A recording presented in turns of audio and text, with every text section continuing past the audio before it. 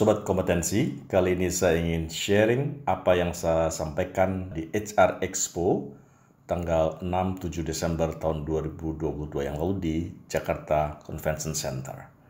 Baik, saya akan coba pancing ya diskusi siang ini dengan sedikit slide yang ingin saya share mengenai Agile and Adaptive Workforce Planning Strategy. Itu saya tambahkan Agile and Adaptive. Tadi Ibu Cicin gue sudah mengingatkan kepada kita ya, HR ini kalau nggak Agile Adaptive kayaknya kita akan terlibat sama perubahan ya. Anak-anak muda sekarang itu jauh lebih cepat daripada kita, dan saya pikir fungsi-fungsi yang lain juga bertransformasi sehingga HR kalau ingin tetap berperan, kita harus Agile dan Adaptive. Baik, mari kita mulai dengan designing workforce requirement in accordance with the company's business strategy. Kita tahu bahwa banyak sekali perubahan terjadi. Tesla itu dulu mungkin orang underestimate ya. Sekarang dia di market capitalization di automotive industry globally, dia nomor satu dan jauh distant ya, di atas Toyota. Mungkin 3 tahun terakhir kalau kita baca itu Toyota nangkring paling atas, tapi sekarang ketinggalan jauh. Zoom ya, sejak pandemi kemarin tiba-tiba customer naik terasa, kaget semua orang ya. Apalagi di Netflix ya, hampir semua Anda juga menikmati Netflix di rumah masing-masing. Enggak mengira ya, Netflix bisa semakin besar dan luar biasa. Itu dari Indonesia. Tapi kita juga mendengar di lain sisi giant tutup, PHK startup di mana-mana terjadi. Growth projection tahun 2023, lihat tuh, yang paling kanan itu, yang emerging countries itu pun tidak terlalu optimis ya, jadi rendah sekali. Moga-moga Indonesia bisa melampaui 5-6%. Nah, kalau kita bicara business organization and people, teman-teman, maka people itu adalah yang run strategi. Makanya the best strategy menurut Ram Charan dan Larry Bossidy dalam bukunya Execution itu, the best strategy is execution. Jadi kalau kita punya sebaik apapun strategi, kalau nggak ada people yang mengexecute, nonsense ya, nggak ada gunanya. Dan kalau kita tanyakan pada CEO, termasuk Bu Cincin Gu tadi, kalau saya tanya, apa yang membuat Anda tidak bisa tidur nyenyak? Sebutkan 2 hal yang bisa Anda sebutkan. Dia akan sebut pertama adalah produknya, dan yang kedua dia akan sebut people. Ya. Dan itu semua CEO akan mengatakan seperti itu. By the way, investment on people itu ternyata nggak bisa instan. Anda nggak bisa mengharapkan skill people, orang yang kompeten di organisasi Anda itu tiba-tiba besok jadi. Di training seharian 24 jam, besok jadi nggak mungkin. Nggak ada yang instan ya, semua harus pakai proses ya. Dan kalau kita bicara begitu, makanya variable and manpower planning itu kompleks, sensori, agile, dan adaptive. Anda sibuk menyusun manpower planning pada akhir tahun ini, selesai, di-approve oleh CEO, jangan-jangan yang Anda buat itu sudah obsolete, sudah nggak berlaku lagi, karena esok hari itu udah berubah landscape-nya ya. Jadi kemampuan manpower planning bagi teman-teman kita itu adalah Anda harus agile dan adaptif. Nah, inilah kompetensi baru yang Anda harus miliki. Kalau tidak, Anda akan ditinggalkan banyak orang ya. Dan yang terakhir, manpower planning kompetensi itu crucial dan important. Makanya Anda harus punyai hari ini take away-nya, moga-moga bisa membantu teman-teman untuk besok nanti ke CEO, Pak, aku udah datang ke HR Expo, saya mampu nih Pak membuat workforce planning yang agile. Ada begitu dong, harus pede ya. Nah, ini adalah tahapan-tahapan yang tradisional, my friend. Ini udah tradisional, udah ketinggalan jauh ya. Tapi saya ingin tunjukkan di sini supaya tahu. Oh, pertama itu tahapannya apa sih? Tahapannya pertama adalah translate organization strategy into human capital needs. Pertama adalah menentukan total headcount-nya. Ada yang nggak rela kayaknya. Kedua adalah capability-nya, Anda sudah bisa artikulasikan, bisa identify tidak? Dan profitability-nya, Anda nambah 1 headcount, itu nambah labor cost. Jadi Anda menambahkan fixed cost. Dan Anda kalau naikin gaji karyawan itu jangan merasa senang, karena Anda harus berdosa, karena Anda menambah fixed cost di perusahaan yang nggak mungkin diturunin masalahnya. Memang Anda bisa bilang, bro, naik 10%. Aduh, bulan depannya salah, harusnya 7%, nggak mungkin. 10% aja sudah selesai ya. Yang kedua adalah gap identification. Internal human capital Anda itu Anda sudah cek belum? Berlebih nggak? Sudah diutilize belum secara maksimal, kan gitu. Baru ngomongin manpower planning. Succession planning-nya ada nggak? Apakah key position di organisasi Anda itu Anda sudah siapkan successor minimal 1 orang? Atau jangan-jangan key position di organisasi Anda tidak memiliki successor 1 pun? Itu berbahaya banget ya. Headcount need estimation-nya berapa? Punyakah Anda capability untuk mengestimate, mempredik, menghitung kebutuhan headcount 5 tahun ke depan, atau 3 tahun ke depan, atau tahun ke depan? Dan juga input analysis. Anda harus lihat bahwa menambah headcount itu tidak harus dari luar, tapi juga dari dalam, ya, promotion, transfer, macam-macam. Dan yang terakhir, tahapan yang paling kanan teman-teman, bahwa ternyata manpower planning itu tidak hanya menambah headcount, ya, juga mengurangi cost, ya kan? Kalau menambah ya dengan recruitment, promotion, transfer, development. Tapi kalau perusahaan kedepannya itu adalah sifatnya divestasi, akan menutup 1 dari 10 pabrik yang dimiliki, ya Anda harus siap-siap dengan right sizing and lay off. Nah teman-teman, unfortunately ada 5 challenges yang akan terlibat dalam proses manpower planning. Pertama, inaccuracy. Anda tidak akan pernah mendapatkan angka yang akurat, walaupun Anda hitung dengan metode yang sangat kompleks. Uncertainties. Tiba-tiba pelanggannya turun, tiba-tiba Anda kasih diskon tetap nggak makan. Yang ketiga, numbers game. Anda jangan sampai too much focus on the quantitative aspect, tapi ada yang disebut dengan quality-nya. Anda harus perhatikan kompetensinya, capability-nya. Apakah Anda sudah mengukur span of control dalam organisasi di tempat Anda? Lack of purpose. Orang kita kadang-kadang tuh fokus ngitung aja. Pokoknya aku fokus ini, pokoknya tahun depan produksi ini nambah sekian orang, marketing nambah sekian orang, tapi lupa purpose-nya. Ini purpose-nya apa? Jangan-jangan purpose-nya karena kita kehilangan too much focus on the figures, dan lebih dari 3 kali. Lack of support, ya. Jangan-jangan juga Anda tidak mendapatkan support dari top manager. Jadi 5 hal ini yang Anda harus paham. Nah, oleh karena itu smart manpower planning sebagai tips di awal ini, teman-teman, pertama, apakah Anda sudah mengecek existing headcount utilization? Saya mau nanya, apakah Anda punya tools bagaimana mengukur tingkat utilisasi setiap headcount di organisasi Anda? Kalau Anda belum punya, cepat belajar gimana cara mengukurnya. Anda deketin orang industrial engineering, atau cari di browsing di Google, atau cari di white paper beberapa konsultan ternama, cari. Anda harus bisa sampai ke sana dan harus membuktikan bahwa Anda mampu mengukur utilization level dari headcount yang kita punya sekarang. Apakah your current and future business model itu relevan? Mungkin ini agak sedikit terlalu jauh, tapi kalau Anda bisa memberikan masukan kepada manajemen, Pak, ini business model itu nggak relevan. Customer kita itu safety, mereka punya gaya untuk berbelanja atau menikmati services atau layanan kita atau produk kita. Anda harus berikan masukan. Dan be aware bahwa nambah 1 orang headcount itu increase your bercost a lot. Jangan lupa. Dan Anda harus bisa menghitung, kalau saya punya pabrik, karyawannya 1.600, itu kalau nambah 1 orang itu nambah berapa sih costnya? Jadi kalau orang yang ditanya, nambah costnya sekian Pak, ini ngitungnya gaji, ini, kemudian long service liability-nya sekian, sehingga ini 1 orang akan menaikkan sekian persen. Anda harus bunyi. Kalau Anda nggak bunyi, berarti Anda tidak kompeten ya di bidang ini. Have you tried elevate existing team capacity? Apakah Anda sudah melakukan program-program, ya, peningkatan capacity supaya tidak perlu nambah? Ya, kalau ada baru, coba dirangkap, bisa nggak? Orang yang existing di elevate, ditambah exposure-nya sehingga tidak perlu nambah orang. Kemudian, apakah sudah efisien? Ya. Apakah Anda sudah menerapkan new technology? Apakah Anda masih memakai appraisal yang dengan kertas-kertas itu? Kalau Anda punya karyawan 3.000, pakai appraisal kertas, Anda bisa bayangin 1 operator ngisi, diberikan ke foreman, nunggu section manager nyatakan kapan sampainya. Di tempat saya tidak mau, dan saya paksa bahwa saya tidak boleh pakai kertas. Pakai apa? Pakai digitized form. Mereka ngisi, kumpulkan, ada algoritmanya, cepat, dalam 2 jam selesai. Sehingga orang yang biasanya pekerjaan yang nganter-nganter itu kehilangan pekerjaan. Ini apa? Sekitar ganti pekerjaannya, ya. Nah, orang HR itu harus bisa memberikan value seperti itu. Apakah spend control sudah Anda review?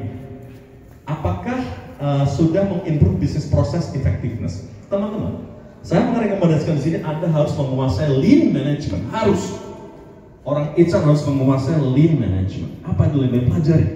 Sehingga Anda bisa melihat bisnis proses, mengevaluasi critical bisnis proses di mana. Sehingga Anda bisa melakukan perubahan layout atau tahapan bisnis proses sehingga bisa lebih efisien, Anda bisa cut dari 7 proses menjadi 4 proses, tapi dengan hasil yang sama, dan seterusnya dan seterusnya. Jadi kalau Anda sudah certified lean management, Anda jadi orang HR yang akan survive ya di masa-masa yang akan datang. Yang terakhir, apakah Anda sudah mengimplementasikan flexible employee? PP nomor 35, baca tuh detailnya. Oh ternyata PKWT itu bisa diperpanjang berkali-kali ya. Oh iya ya. Oh itu batasnya 5 tahun. Oh ternyata outsourcing sekarang sudah nggak pakai Capman nomor 19 lagi ya. Nggak dibatasi di 5 pekerjaan itu ya. Oh ternyata outsourcing itu adalah part of strategi dari perusahaan. Jangan baru tahu itu PP nomor 35 sudah di launch tahun 2021. Dan Anda harus memanfaatkan itu untuk membantu perusahaan. Oh kalau ini Pak, ini nggak usah permanent employee, ini cukup dengan PKWT saja. Oh kalau yang ini kita outsource saja Pak, apalagi bukan core business kit. Itu kalau orang HR yang bisa ngomong kayak itu di depan saya, oh keren. Baru itu kompeten ya. Nah sekarang bagaimana stepnya? Tuh lagi ya. Ini memang masih ketipan supaya Anda nggak ngantuk lagi. Oke, step in making workforce planning. Kita belajar dari KPMG. Bayangin ya, manpower planning itu tahapannya ada 10 loh. Iya kan? Dan yang pertama itu selalu diawali apa? Review organization strategy. Kalau Anda bikin manpower planning, Anda nggak tahu strategi perusahaan, jangan Anda harap Anda bisa kita anggap mengetahui bagaimana cara menyusun manpower planning. Pak, kacau staff Pak, saya kan supervisor nggak tahu, cari tahu. Tanya atasan Anda, apa strategi perusahaan saat ini? Apa sebetulnya priority perusahaan di tahun 2023? Baru Anda turunkan seterusnya itu ada research internal, ada assess existing supply and plan demand ya. Tadi saya sudah katakan ya. Kemudian identify future skill. Waduh. Jadi ternyata tidak hanya ngitung headcount, nambah headcount, ngurangi headcount. Kita diminta untuk bisa memotret kebutuhan future skill yang diperlukan di perusahaan. Nah, kalau kita nggak ngikutin kayak HR Expo ini, aduh kita akan masih ketinggalan. Dan yang sisanya silakan dibaca sendiri, cuman saya ingin emphasizing pada nomor 7 dan 8 teman-teman, developing resourcing strategy with the business. Jadi Anda juga harus sudah mikir nih, kalau untuk mengisi ini apakah internal atau eksternal. Kalau eksternal itu kemana? Jadi orang HR itu sourcing strategi juga harus menguasai. Kalau kita nyari operator ya jangan merekrut lulusan S1, diketawain banyak orang nanti. Tapi kalau mau manajemen training, jangan merekrut lulusan SMK. Jangan cari yang kira-kira culturally fit sama kita. Nah itu orang HR yang keren ya. Yang kedua adalah develop resourcing plan and engage with business. Oleh karena itu kita akan diajari dengan how to identify, how to be agile, dan bagaimana kita scalability-nya. Identify, satu. Kita lihat Scania. Oh kan, Scania itu adalah produksi yang truk besar ya, bus ya, dan dia masuk ke climate. Ngapain Scania masuk ke climate? Ternyata dia ingin drive the shift toward a sustainable transport system. Mikirnya dia bukan memproduksi bus atau truk lagi, my friend. Dia sudah mau masuk sustainable transport system. Makanya dia review dan transform menjadi yang lebih atau environmentally ya, dia melakukan climate day update ya. Apa yang dilakukan oleh Tesla? Coba lihat sekarang ini. Think deeply about value. Bagaimana Tesla itu effortnya adalah to create a culture of fast moving innovation. Ya, Tesla juga setelah membeli Twitter, banyak berapa orang banyak ya. Ikutin ya dari pemerintahan ya. Apple obsessive focus on user experience. Bagaimana Apple masih menjadi yang utama sekarang. Jadi dua hal identified adalah home in on the organization purpose, think deeply about talent. Yang ketiga adalah create the best employee experience possible. Masih diidentify ya. Apa itu? Airbnb. CHR code-nya itu tangannya diganti menjadi apa itu? Global Head of Employee Experience. Jadi habis ini Anda pulang, Anda ngadep ke CEO, Pak itu bisa director dirubah aja Pak. Menjadi apa Pak? Menjadi Chief of Happiness. Chief of Happiness Officer, gitu. Membuat orang happy di perusahaan gitu. Atau PayPal misalnya. Nah, dia mencoba create a better experience for employees including coaching HR dan bla bla bla. Tugas Anda, teman-teman, tugas Anda meng-create strengthening leadership and build capacity for change. Berapa perusahaan-perusahaan top itu yang saya sebutkan di sana. Dia mengukur dengan Organization Health Index dan membuktikan ya bahwa kalau dia memiliki Organization Index yang lebih baik, dia akan bisa return to shareholder 60% higher than median companies ya, dan 200% higher than those in the bottom quartile. Orang-orang HR harus paham mengenai konsep quartile. Jangan sampai nanti tiap quartile itu apa? Apa ya quartile? Jangan. Anda harus bedakan mean dan median. Kalau Anda punya 10 data, mean itu artinya 10 data di total dibagi 10. Tapi kalau median apa? Diurutin dulu dari kecil ke besar. Ya. Kalau yang tengah itu namanya 50%. Ya. Seperempat bawah 25%. Nah, ini maksudnya the bottom quartile itu adalah yang bawah. Kalau 75% itu adalah yang 75%. Itu biasanya yang bagus. Oke. Kemudian masih di agility, tadi sudah identify, sekarang agility, HR roles in flattening the organization. Adapt new organizational model. Jangan Anda berdiam diri melihat struktur organisasi yang jadul di perusahaan. Anda review. Bahkan aku nggak punya skill untuk belajar. Anda sebagai organization design officer harus yang berada di paling depan untuk mengusulkan review organisasi. Ya, apakah dari yang horizontal, yang matrix, atau yang holacracy. Anda baca itu punya Zappos, ya. Bagaimana Zappos menerapkan holacracy? Enggak ono strukturnya, enggak ada. Anda browsing Zappos sekarang belajar. Nah, diterapkan di perusahaan Anda, ya tentunya sesuai dengan masing-masing ya. Jangan tiba-tiba ngomong ke CEO, besok dulu bakal project based management. Anda bisa digablok. Harus dengan argumentasi yang kuat, ya. Create flexible and magnetic workforce. Ini istilah baru ya, magnetic workforce. Jadi kita juga harus bisa drive workforce planning by reviewing how disruptive trend affect employee, identify future core capabilities, pembentukan berat tugas kita ya, and assessing how supply and demand apply to future skill gap. Make better decision faster, tadi udah saya singgung. Introduce next generation performance management. Jangan pakai performance management yang jadul. Anda harus maju merubah itu menjadi digital, semua sistem, datanya ada di cloud, semua orang bisa melihat, transparan dan sebagainya. Itu baru orang HR yang baik. Ya. Yang terakhir, scalability. Microsoft dia menggeser dari know it all menjadi learn it all. Know it all is not it, harus learn it all. Itu adalah perubahan yang terjadi di Microsoft. Memo buat kita semua. Look in the mirror. Anda harus berkaca bahwa ternyata we can arm itself with data-driven insight dan people analytic ya untuk support talent-driven transformation, dan HR business partner kemudian baru consistently make talent decision based on data. Udah kita kalau nggak bicara data habisin ya kalau semua ya. Create value enhancing HR ecosystem melalui platform, the best company to partner, dan critical skill dan upskill. Dan terakhir takeaway-nya teman-teman, and for planning yang kalian teman-teman buat must be aligned with the business agenda. Jangan ditanya, jangan kalau ditanya rasionalisasinya apa dibalik ini nggak bisa jawab, harus dijawab ya. Dan agile, adaptive workforce planning itu sangat relevan.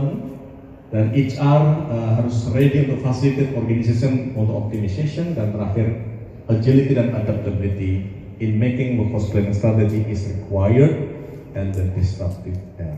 Saya rasa itu yang bisa saya sampaikan. Saya bikin buku, tapi silakan nanti kalau ada, saya nggak tahu di stand ada apa enggak, tapi ini adalah mengenai standar kompetensi untuk praktisi HR di Indonesia. Dan saya kembalikan ke model. Terima kasih.